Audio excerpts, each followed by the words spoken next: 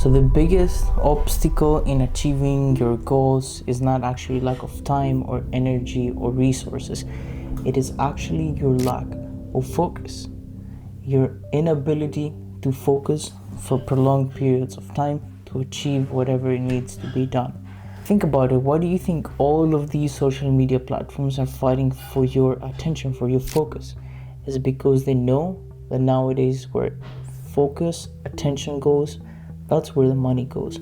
So they want to have yours. So make sure you take control of your life by taking control of your focus. And now, before I give you the steps that I have been using in order to stay focused in my life, I want to warn you that the steps will make you uncomfortable because you are probably living off of dopamine hits for so long that actually going through this hard dopamine reset, it might feel like a withdrawal. But if you're serious about taking control of your life, this might be a turning point for you. This might be a 180-degree change shift for you in order to start taking control of your life. So now, before I dive into the steps, I want to warn you that this dopamine is going to help you regain control of your life, and it's not something that you can do forever. It's good to have fun now and then. It's good to, sometimes, step up of this hard dopamine resets and enjoy life a little bit.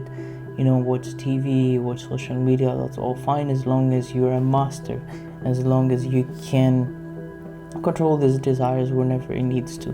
Rule number 1, early morning deep work. So why early morning? So most likely, if you're like me, you have some type of commitment. Either you have to show up at work in the morning or at school.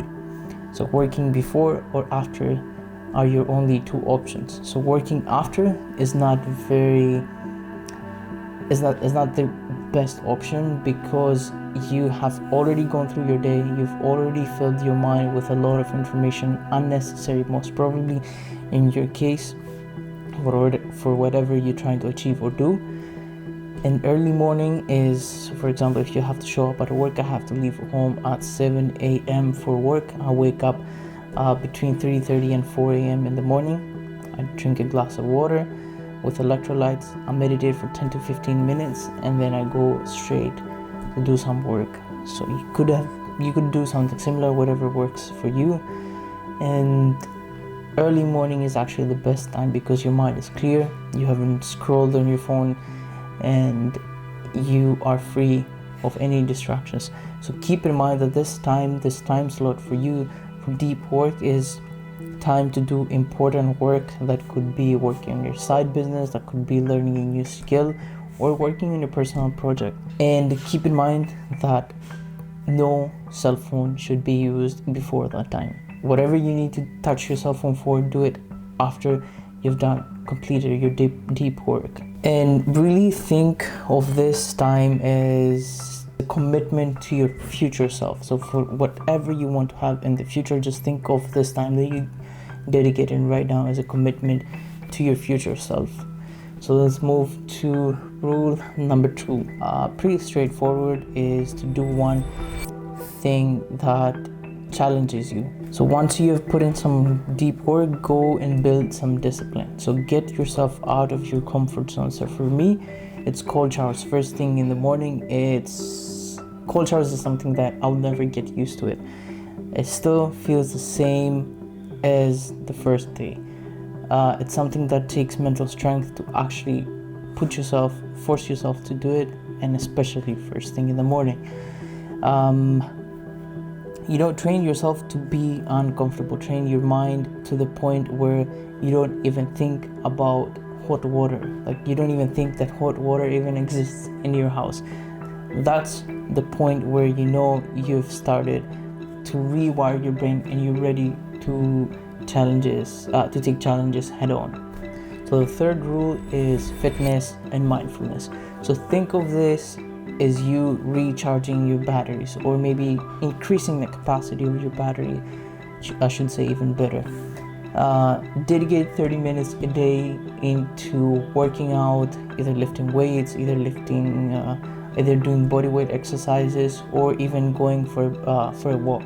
Anything that involves some kind of movement, because our bodies are not designed to stay sedentary for very long times. So have some sort of movement in your day in order to increase your capacity, increase the energy expenditure. And mindfulness 10 to 15 minutes is more than enough on a daily basis. Mindfulness could be meditation, it could be journaling, or it could be even mindful walks. Anything that helps you be more present, anything that helps you be in the present moment and keep your mind clear. So anything that helps you clear your mind and be more mindful is going to be very beneficial in the long run, because it will help you to start do things from within. It will help you listen to yourself and be more present in that given moment. The fourth one is probably the most important, and might be the one that will challenge you the most, because it is no social media, no adult content. Social media is a distraction.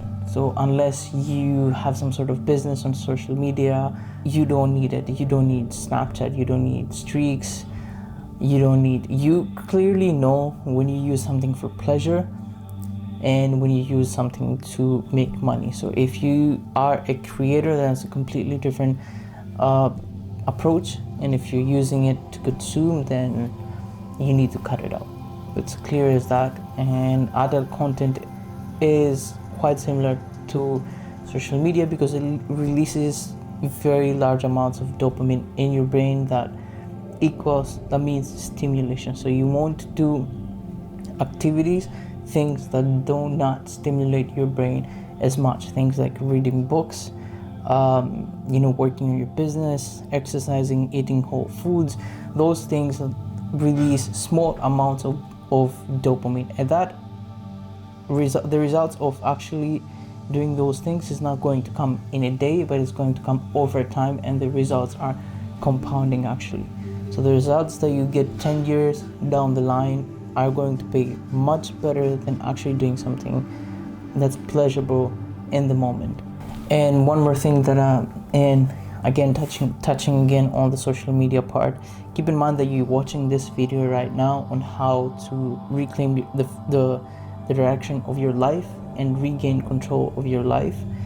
But if you're watching these videos and you're not actually doing anything with the information that you're getting, then that's purely for entertainment purposes, and you shouldn't be watching. So if you really want to reset your dopamine levels, you should stay away from any type of information that does not help you get from point A to point B. And point B, it's your goal, wherever you're trying to get to, your personal projects, your side hustle, your new skill that you're trying to learn. So those things are the things that you need to be focusing on, and nothing else. That's a very hard reset on your dopamine levels within 1 week, and then you should be keeping it as much as possible in order for you to stay committed to your goals.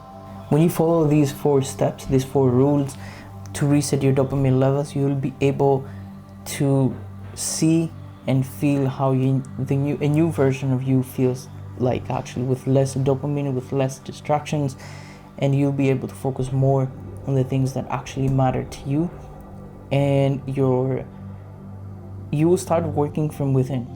The more you move away from distractions and your mind becomes more clear, you'll be able to work from within, build from within, and you'll be able to give your gift to the world. So that's that for this video. So this is how the things that I do to stay focused.